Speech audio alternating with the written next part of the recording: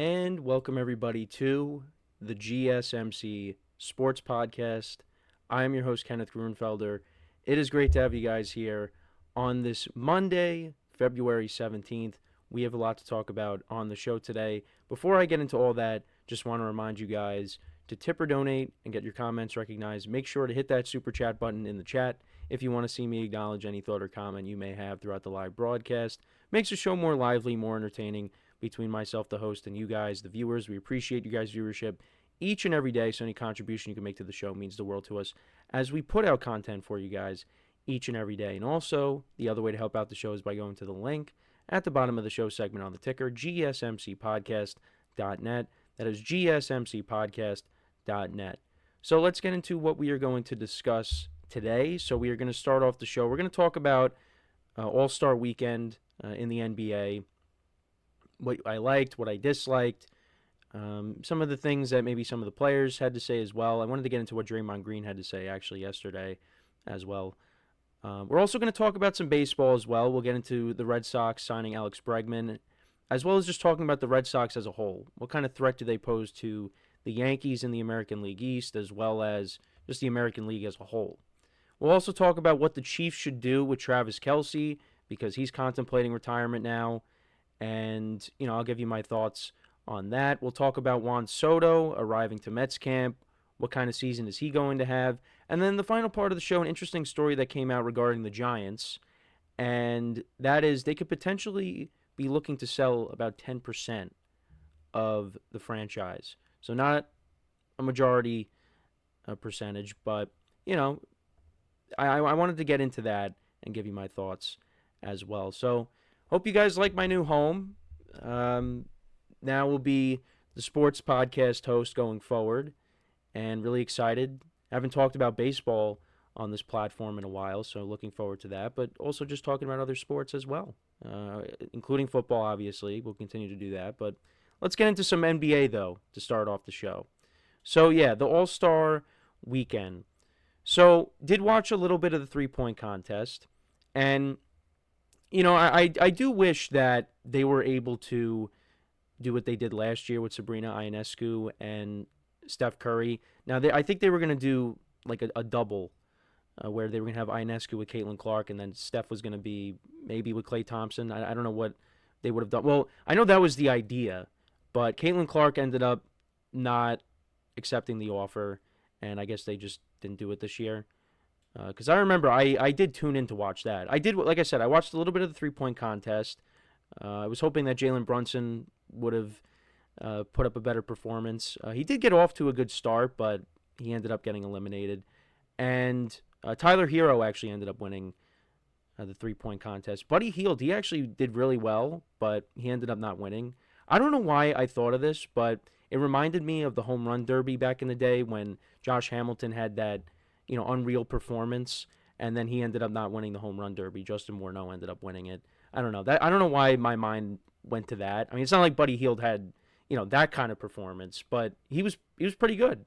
He was pretty good, and he still ended up not winning. He fell just short of beating Tyler Hero.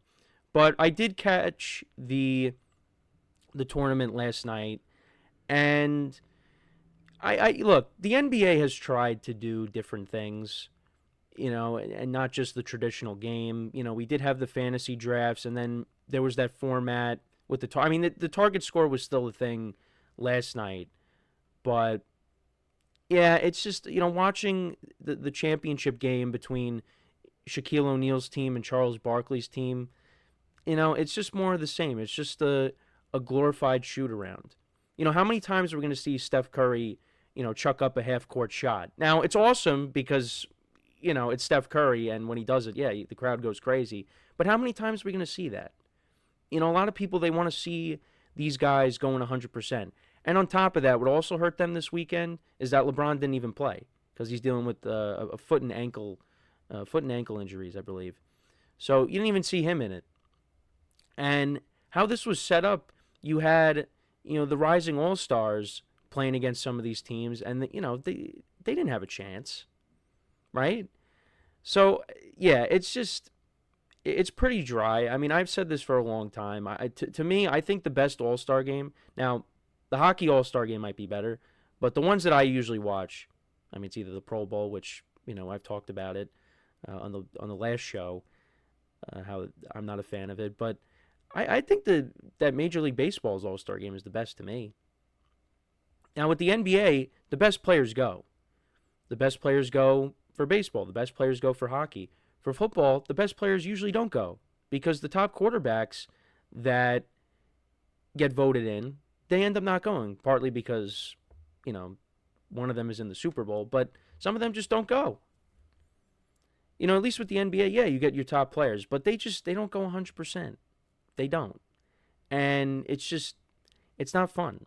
Now, we talked about this in our production meeting, but an idea that was floated around is if you did two teams, you have a USA team and you have a world team, and you have them play in Europe and they go at it. Would players go hard for that? And, we did have the rosters for it too. And the world team has the size advantage because you have, Victor Wembanyama, Karl Anthony Towns was on the team, Jokic, and then on the USA team, you got the veterans, Kevin Durant, Steph Curry, LeBron James. This was an idea that we proposed. And I think it'd be cool, but again, would the players go hard during that game? Now, I wanted to bring up what Draymond Green had to say about the All-Star game because he was on the panel for TNT, and he did have some strong comments on the All-Star game format. He said how it was ridiculous. I wanted to see if I can get exact quotes. So this is what he said. You work hard, and of course it goes away. Oh, here it is. You work hard all year to be an All-Star, and you get to play up to 40, and then you're done. So that was the target score for these games. This is so unfair to Victor Wembanyama, who just took this game really seriously. Shai Gilgeous-Alexander, who just took this game really seriously. Come on, what are we doing? This is ridiculous. Because, you had guys like Kobe Bryant. They would take it seriously. And, these young guys, they're getting an opportunity to play in these games, and it's not the traditional format. Because, they're a record. Draymond Green talked about records that could be broken, during the All-Star games. And now with these new formats, it's not the same. And, some of these young guys, yeah, they want to go for these records. So I do get it from that perspective. But I don't know. I don't know. It's tough because, like I said, they have tried so many times, and I just gave you, the GSMC idea. But, what more can they do? Eventually, could they go back to the traditional format? Yes, but, some of these guys are just not going to try. Steph Curry actually ended up winning the MVP last night. And I just think it's funny because when it was announced that he won MVP, KD, Kevin Durant was going crazy for him that he won. And, when you heard those reports that he didn't want to go back to Golden State, I feel like he should have wanted to do that, but I think it's because he didn't want to play with Draymond, and that's a whole other thing, but I just wanted to bring that up. But yeah, it's just, I don't know what they can do.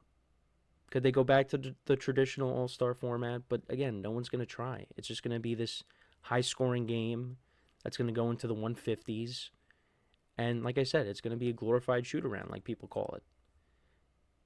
So, I don't know. But they got to do something. They got to do something. But also the other thing I wanted to touch upon, Kevin Hart was there, and they handed out gifts to the TNT crew.